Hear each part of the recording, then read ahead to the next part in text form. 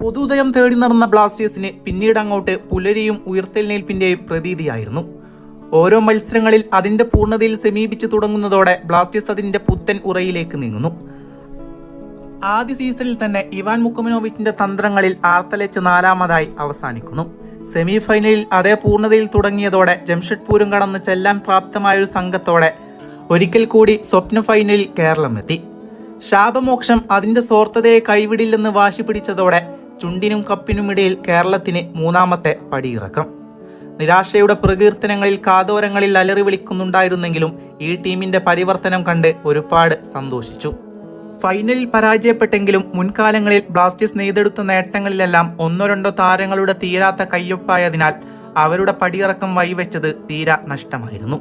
ഇത്തരമൊരു ടാക്ടിക്കലിൽ നിന്നും പൂർണ്ണമായും ടോട്ടൽ ടീം പ്ലേ ഗെയിമിലേക്ക് മാറിയതോടെ ഇവാൻ ബ്ലാസ്റ്റേഴ്സിന്റെ തന്നെ തലവര മാറ്റിമറിച്ചു.